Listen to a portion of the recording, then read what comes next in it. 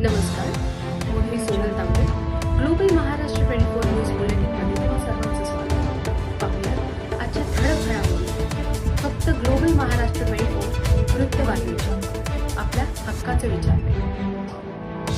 डोंबिवलीमध्ये असलेली आयरे गावामध्ये समर्थ बिल्डिंग इमारतीला अनधिकृत बिल्डिंग तोडण्यासाठी महापालिकेने नोटीस दिलेली आहे.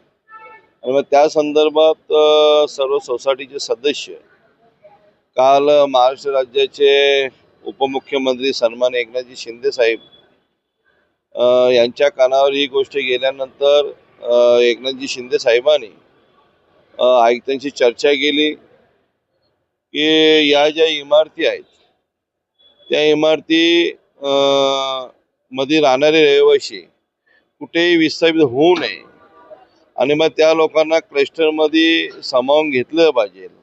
त्यासाठी आपण सर्वजण प्रयत्न करत आहोत, शासन प्रयत्न करत आहेत. अनेक शासनाच्या माध्यमातून बैठकही झालेल्या आहेत आणि मग त्या अनुषंगाने उपमुख्यमंत्री सन्माननीय एकनाथजी शिंदे साहेबांनी आयुक्तांशी चर्चा केली आणि मग त्यांचा निरोप आल्यामुळे आम्ही सर्व समर्थ सोसायटीचे सदस्य आणि मी आमचे पदाधिकारी राजेश कदमजी, सागरजी जयदे आणि सर्व आम्ही आयुक्तांशी चर्चा केली की कुठल्या हालतमध्ये त्या इमारतीला इजा पोचू नये. कारण 5 ते 6 वर्ष झाली ते लोक तिथे राहतात आणि एक स्वतःची पुंजी जमा करून बँकेतनं लोन काढून थोडे थोडे पैसे जमा करून त्या इमारतीमध्ये घरं घेतलेली होती आणि त्यांना कुठल्या माहिती नव्हतं की ती बिल्डिंग अनलिगल आहे का काही आहे. आणि ज्याने त्यांची फसवणूक केली त्यांच्या कारवाई नक्कीच झाली पाहिजे, पण इमारतीवर कारवाई न होता त्यांना विस्थापित न करता त्यांची इमारत कशी वाचेल याकडे आपण लक्ष दिलं पाहिजे. तिला क्लस्टरमधून जाऊ द्या किंवा कशाही माध्यमातून जाऊ द्या, पण ती इमारत वाचली पाहिजे या अनुषंगाने आम्ही सर्वजण आयुक्तांना भेटीसाठी आलो होतो आणि निवेदन देण्यासाठी आलो होतो. सर, ज्या पद्धतीने आपण पाहिलं की मी सर्वांशी चर्चा केलेली आहे, आयुक्तांना आम्ही निवेदन दिलेलं आहे. आयुक्त याच्यावर विचारपूर्वक विचार करतील आणि मग तो निर्णय आम्हाला कळवतील. आता तोडणारे काय आश्वासन काय दिलं?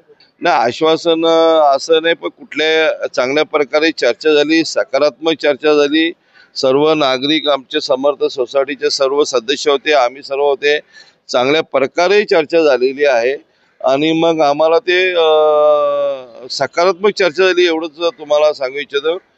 पण या इमारती कशाही करून आपण सर्वांनी क्लस्टरमध्ये जावं अशी शासनाची इच्छा आहे. शासन पण यांच्या पाठीशी आहे आणि सर्वच पक्षाचे लोकही त्यांच्या पाठीशी आहेत. कारण हे लोक बेघर होता कामा नये एवढंच आपण सर्वांनी काळजी घेतली पाहिजे. त्याच्यावर खरं तर आयुक्तांशी मगाशी ते पण चर्चा झाली, त्याच्यावर चौकशी केली जाईल. याच्यात नक्की जे कोणी दोषी असेल त्याच्यावर कारवाई केली जाईल.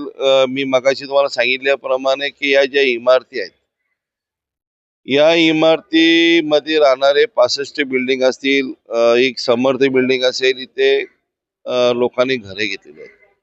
मी वारंवार तुम्हाला हे सांगू इच्छितो की अनेक बँकातनं यांना लोकांना लोन मिळालेले आहेत आणि स्वतःच जमा करून छोटे छोटे पैसे जमा करून आणि या लोकांनी घरे घेतलेले गरीब लोक आहेत आणि मग यांना वाचवण्याचा प्रयत्न आपण सर्वांनी केलं पाहिजे. शासन पण करतोय. महाराष्ट्राचे लाडके माजी आताचे उपमुख्यमंत्री सन्माननीय एकनाथजी शिंदे साहेबांनी पण जेव्हा कानावर ही गोष्ट गेली तेव्हा स्वतः आयुक्तांना फोन केला की कुठल्या हालतमध्ये या इमारतीमध्ये कारवाई होता कामा नये, यांना विस्थापित करता कामा नये.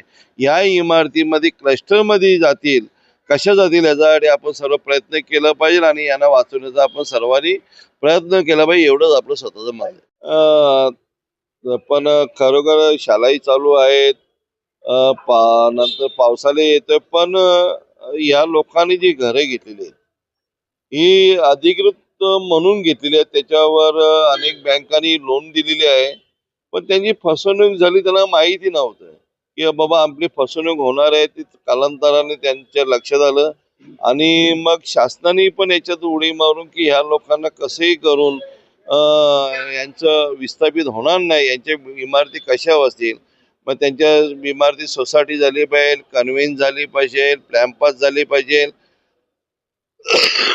किंवा क्लस्टरच्या माध्यमातून यांच्या इमारती वाचल्या पाहिजेत, असं शासनही त्याच्यावर निर्णय घेत आहे. अनेक बैठका झाल्या, पण या लोकांना तुम्हाला एक सांगू इच्छितो, एक आमदार म्हणून कल्याण ग्रामीणचा, की यांना कुठल्याही प्रकारे विस्थापित होणार नाही अशी आम्ही दक्षता घेणार आहोत.